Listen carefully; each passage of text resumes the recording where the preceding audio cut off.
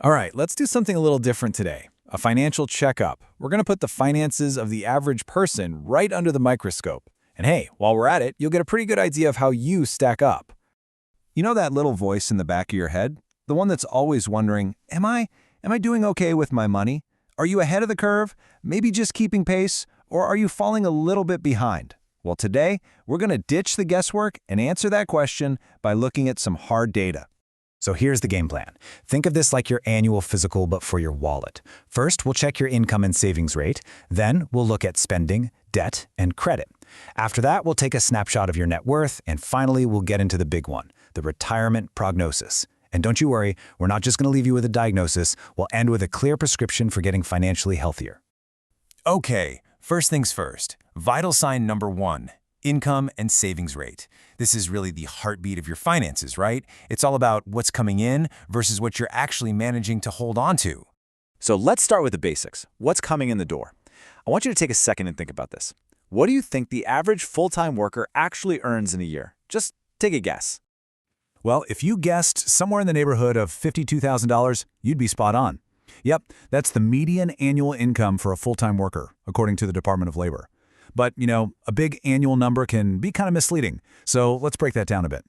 See, when you slice it up weekly or even hourly, that 52 grand feels, well, a lot different. We're talking about just over $1,000 a week, or about $26 an hour, and that's before taxes. And here's a really crucial point. This is for one individual, not an entire household. Okay, so earning money is one side of the coin, but what about keeping it? How much are people actually, saving? Well, the national average is a measly 6% of after-tax income. Just 6%. To put that into perspective for you, most financial experts will tell you to save 10 to 15% just for retirement alone. So if you're only saving 6% total, there's not a whole lot left over for big goals like a house, a car, or even just some home renovations. All right, so we've covered what's coming in. Now for the other side of the equation. Where is it all going? This brings us to vital sign number 2, spending, debt, and credit. Let's dig in. And whoa, it goes out fast.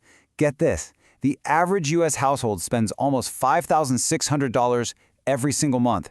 If you annualize that, it comes out to around $67,000 a year. Now wait a minute, you might have just noticed that's 15 grand more than the median individual income we just talked about. Kind of makes you wonder, right? So, where's it all going? Well, no big surprise on this one. Housing is the absolute biggest chunk, eating up a full 34% of the budget. Then you throw in transportation and food, and bam, almost 2/3 of the household's money is already gone. That's before paying for, well, literally everything else. And this is where things can get a little scary. When you're spending more than you make, this is what happens. The average household is carrying over $9,000 in credit card debt. That is a huge weight on your shoulders, especially with the kind of interest rates we're seeing these days. I want you to think about it like this. Trying to build wealth by investing while you have high-interest debt, it's like trying to run up a down escalator. Seriously, you might feel like you're making progress with your 10% stock market returns, but that 20% interest on your credit card is pulling you backwards twice as fast. You just can't out-invest it. That's why paying down that kind of debt is one of the best returns you can possibly get. And of course, all this has a massive impact on your credit score. Now, here's some surprisingly good news. The average score is actually a pretty solid 715. That tells us a good score is totally achievable for most people. And it really just boils down to a few key things. But honestly, the number one most important factor, just pay your bills on time. I know it sounds almost too simple, but it is the absolute bedrock of a good credit score. Okay, so we've looked at money coming in and we've looked at money going out. That brings us to the big picture, the cumulative result of all those financial habits over time. It's time for vital sign number 3, your net worth snapshot. So just to make sure we're all on the same page here, what is net worth? It's actually super simple. It's the value of everything you own. Think your house, your car, your investments, minus everything you owe, like your mortgage and any loans. It's basically the ultimate financial scorecard, all boiled down into one single number. And man, this chart really shows you the power of just sticking with it over time. Look at this. For folks under 35, the median net worth is pretty small, less than $14,000. But then it just starts to snowball. By the time you hit your 60s, that median number is over $250,000. It's just such a powerful reminder that it's never too early, or, hey, even too late, to start building. Now, everything we've talked about so far, the income, the spending, the net worth, it's all leading up to one massive final goal for most of us, right? So let's check in on the long-term prognosis. Are we, as a country, actually prepared for retirement? So with all that as context, what do you think the median amount saved specifically for retirement is? We're talking about money in accounts like a 401k or an IRA. What does that nest egg actually look like for the typical person? Are you ready for this? The median retirement savings is $65,000. Just $65,000. I mean, let that sink in for a second. That's supposed to last you for what could easily be 20, maybe even 30 years in retirement. So you might be thinking, okay, what does 65 grand actually get me in retirement? Well, if we use a pretty standard rule of thumb called the 4% rule, that's a safe amount you can withdraw each year.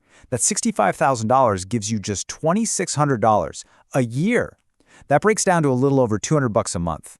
I mean, that's maybe enough for groceries, but what about rent, healthcare, anything else? It's just not enough. And here's the reality of the situation.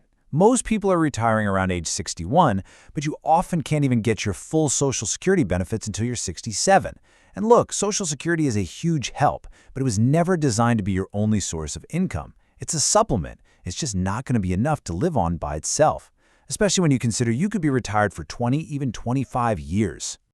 So, after this entire financial checkup, what's the big takeaway here? What's the prescription? Well, it's actually pretty simple. The idea is to use all of this data as a baseline, not as your goal. Look, the whole point of this exercise wasn't to make you feel bad about where you are financially. Not at all. It's about giving you a benchmark, a point of comparison. And hey, you might have gone through this and realized, wow, I'm actually doing way better than average. And if that's you, that's awesome. Use that as momentum to keep going. And if not, that's okay too. Now you have a much clearer picture of what you might want to focus on. So I want to leave you with this one final thought. After seeing all these numbers, is average really the goal you're shooting for? Is that good enough for you and your family? Or do you want to use this as fuel to aim for something more? Ultimately, that choice is entirely up to you.